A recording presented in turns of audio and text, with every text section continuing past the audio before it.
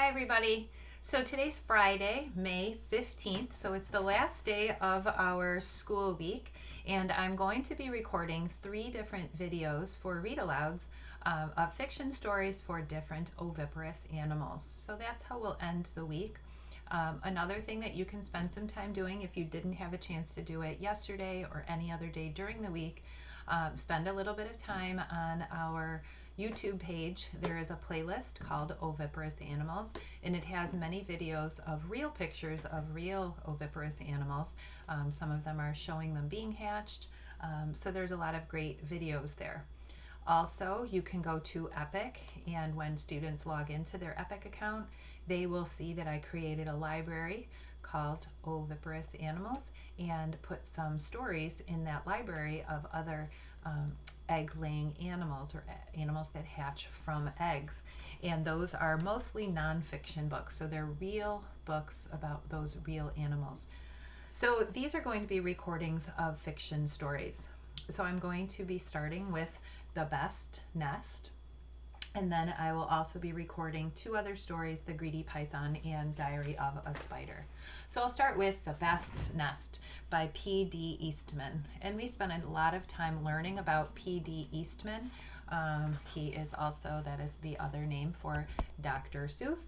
And we spent a lot of time in the month of March when we celebrated Dr. Seuss's birthday early in March, on March 2nd, learning about some of his characters and also about the fact that he liked to use pretend names as an author. So this is the book, The Best Nest.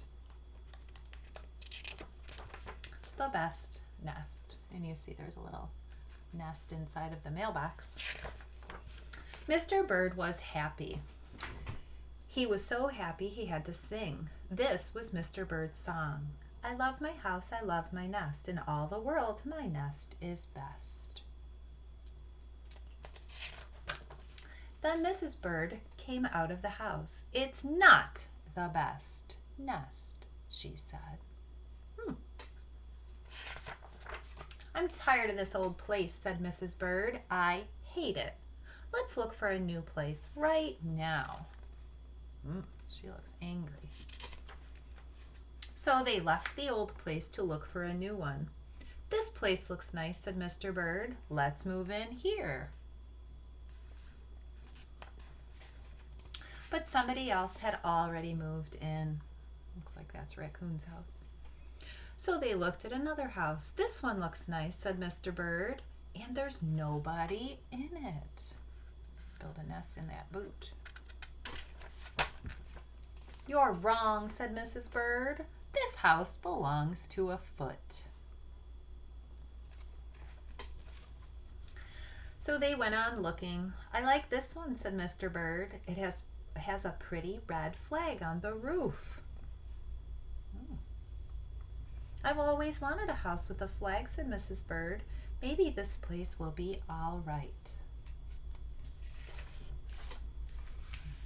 But it was not all right. I guess I made a mistake, said Mr. Bird. Uh-oh, looks like the mailman's trying to put things in there. You make too many mistakes, said Mrs. Bird. I'm going to pick the next house. Poor Mr. Bird's feeling sad, and Mrs. Bird is very angry. And here it is, right here. She found an opening at the top of this is called a steeple. And this is a big building. It looks like a church. And I'm not sure if you know what's up in the top of a steeple. Let's find out. They flew in and they looked around. Isn't it too big? Asked Mr. Bird. I like this big place, said Mrs. Bird. This is the place to build our new nest. That is huge. You noticed something.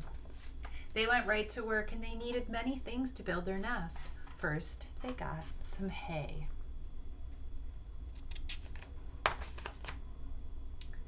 Then they got some soda straws and broom straws. They got some sweater string. So they're taking all these different things to build their nest with.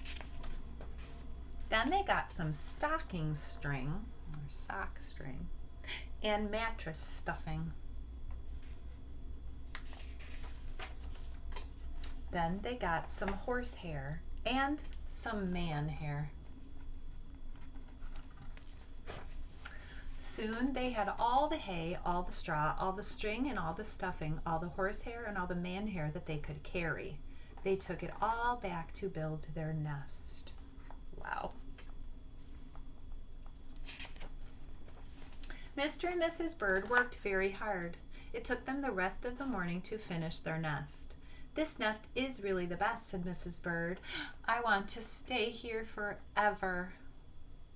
It does look like a great nest. Mr. Bird was very happy too. He flew to the top of the house and he sang his song again. "I love our house, I love our nest, in all the world our nest is best." He was so busy singing that he didn't even see Mr. Parker coming. I wonder who Mr. Parker is. Every day at 12 o'clock, Mr. Parker came to the church. Mr. Parker came to pull the rope. The rope went up to the bird's new nest. What do you think that rope is connected to? The rope rang the big bell right under Mrs. Bird's nest. Boing, bong, bong. Ooh, that is super, super loud. Mrs. Bird got out of there as fast as she could fly. Bong, bong, bong, bong, bong, bong, bong. And here comes Mr. Bird. When Mr. Bird came in, all he could see was a mess of hay and string and stuffing and horsehair and man hair and straws. Where was Mrs. Bird? Oh no, so that made their nest get broken when the bell got rung. All that hard work. "I will look for her until I find her," said Mrs. Bird. He looked high and he looked low. He looked everywhere for Mrs. Bird.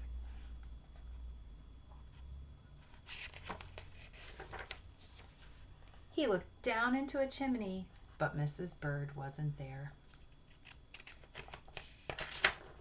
He looked down into the water barrel, but Mrs. Bird wasn't there. I wonder where Mrs. Bird is. Make a prediction of where you think Mrs. Bird might be. Predictions, remember, are your guesses. What could happen next in this story? Think about that.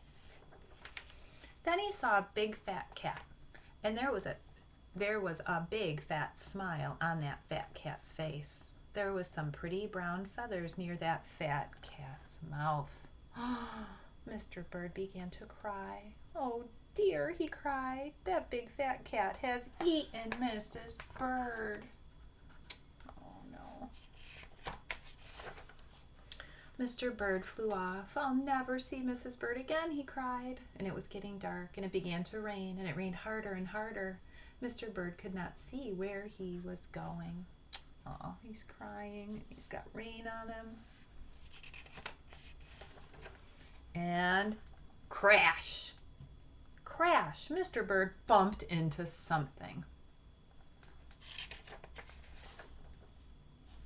It was his old house. That old house that Mrs. Bird hated. "I'll go inside," said Mr. Bird. "I'll rest here until the rain stops." And Mr. Bird went in, and there was Mrs. Bird sitting there and singing. "I love my house, I love my nest, in all the world my nest is best." And there she is, sitting in her nest, happy now. So maybe she didn't have a bad house after all. "You here?" gasped Mr. Bird. "I thought that you hated this old nest." She wasn't very nice to him. Mrs. Bird smiled. "Well, I used to hate it," she said, "but a mother bird can change her mind, you see. There's no nest like an old nest for a brand new bird." So look, she came back to their nest and laid an egg. And then the life cycle of that bird will start all over again. They'll have a new baby. And there he is. And I hope you liked that story. I think that's a great story about a type of oviparous animal. a bird. So notice in the springtime there are lots and lots of nests right now being built. We went out in our backyard yesterday and we found 3 new nests in our backyard. One of them we didn't even know was in there, but that nest has some eggs in it. So we are going to make sure that we watch for those baby birds to be hatched. Have a great day.